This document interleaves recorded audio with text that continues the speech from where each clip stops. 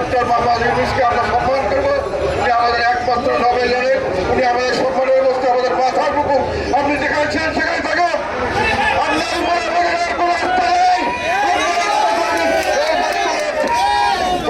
গভর্নমেন্টের থেকে আপনি চলে যান।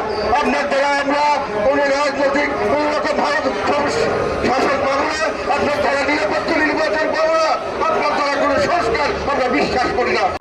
30 লক্ষের বেশি বেড়ে যাবে, যারা অতি দরিদ্র তার চেয়ে 30 লক্ষ বেশি হবে, আর 60 লক্ষের মতো বেশি হবে দরিদ্রের সংখ্যা।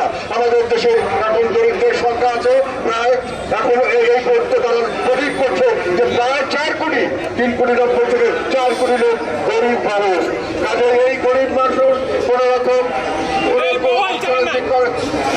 কর্মকাণ্ড নেই, তারা ট্যাক্স দিচ্ছে না, সরকারের রেভিনিউ আর্নিং হচ্ছে না, তাহলে দেশের জনগণের কাছে না, সরকারের হাতে টাকা নেই, কেউ টাকা ট্যাক্স দিতে পারছে না। দেশ জুড়ে তোলপাড় ওয়ালটন ফ্রিজ কিনে আপনিও হয়ে যেতে পারেন মিলেনিয়ার। ইকোনমিক কোনো অ্যাক্টিভিটিস নাই, সরকার বিদেশ থেকে শুধু আসছে, আমাদের কি আসছে শুধু রেমিটেন্স, প্রবাসী আয়, এক্সপোর্ট গুলো কমে যাচ্ছে, প্রত্যেকের এক্সপোর্ট কমে যাচ্ছে, নতুন কোনো বিজনেস ইনভেস্টমেন্ট হচ্ছে না, নতুন কোনো কলকারখানা খোলা হচ্ছে না, নতুন কোনো চাকরির সুযোগ সৃষ্টি হচ্ছে না, শুধু রেমিটেন্সের উপর দেশ চলছে, এই রেমিটেন্সের উপর ঝুঁকি আছে। তারপরে আমাদের যদি সামনের দিকে এই অবস্থায় চলতে থাকে তাহলে আমরা বিশ্বের কোনো জায়গায় আমরা কোনো ঋণ করবো না, ব্যাংক থেকে আমাদেরকে ঋণ দেবে না, সরকারের যতক্ষণ পরিষদে না আসে, সরকারের যতক্ষণ পর্যন্ত স্থিতিশীলতা না করা করবে ততক্ষণ কোনো রকম বিনিয়োগ হবে না, কোনো রকম ঋণ পাওয়া যাবে না, কোনো ধরনের বিদেশি সাহায্য পাওয়া যাবে না, কোনো ধরনের লং টার্ম এগ্রিমেন্ট হবে না। এই সরকার বিশাল একটি বিপর্যয়ের দিকে দেশকে ধাবিত করছে। আমরা চেয়েছিলাম একটি সুষ্ঠু নির্বাচন, আমরা সেই জন্য এই সুষ্ঠু নির্বাচন এবং নির্বাচনের আগে একটি সুন্দর একটি আমাদের সংস্কার ব্যবস্থা চালু হবে, দেশের মানুষ স্বাভাবিক রাজনীতি করতে পারবে, দেশের মানুষের হাতে ভোটগুলি হবে, ইলেকশনগুলি হবে সত্যিকার ইলেকশন, সেখানে অবাধ সুষ্ঠু নিরপেক্ষ অন্তর্ভুক্তিমূলক নির্বাচন হবে। সেই নির্বাচনের মাধ্যমে দেশের জনগণ সরকারকে গ্রহণ করবে, জনগণ সেই নির্বাচনের মধ্যে দরকার হলে সেই সরকারকে তারা ফিরে করে দেবে। এটাই তো আমরা চেয়েছিলাম।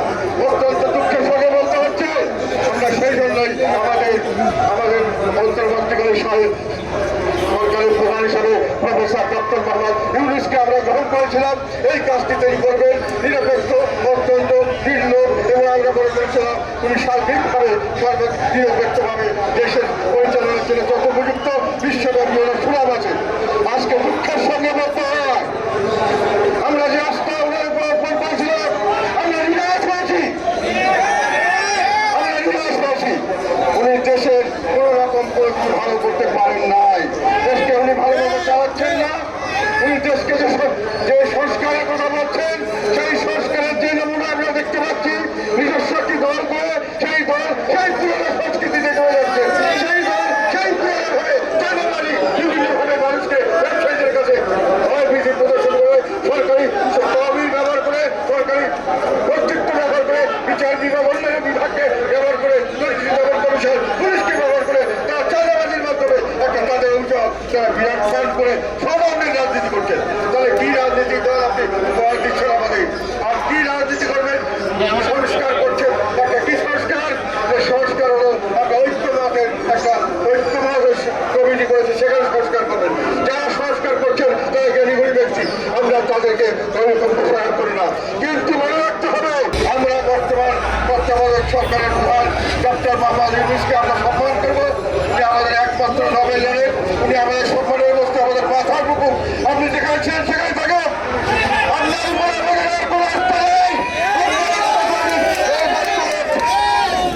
গভর্নমেন্টের থেকে আপনি চলে যান।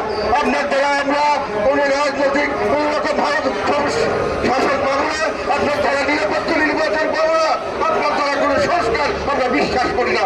আপনারা যারা সংস্কার করছেন, যারা সংস্কার বাংলাদেশের প্রেক্ষাপট জানেন না, তাদের বৈচিত্র্য জানেন না, রাজনৈতিক ইতিহাস জানেন না, রাজনীতির আর্থসামাজিক অবস্থা জানেন না, সেই মানুষজনকে যারা দিয়েছেন সেই সংস্কারগুলো আমরা বলবো আপনার টেবিলে রেখে দেন, পরবর্তীতে যারাই আসবো তারা এটা বিবেচনা করো, তাদের দেশ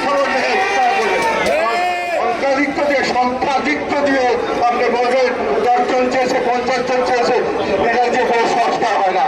আপনি চিকিৎসা করতে গেলে যদি 10 জন ডাক্তার বলে তাকে অপারেশন করতে বলে, একজন ডাক্তার যদি অভিজ্ঞ ডাক্তার বলে কোনো অপারেশনের দরকার নয়, কোনো ওষুধেরও দরকার নাই, আপনি তাকেই বিশ্বাস করবেন।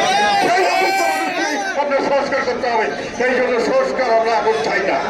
এবং আমরা বর্তমান সরকারের আমরা উনি বলেছেন, উনি জানিয়েছেন যে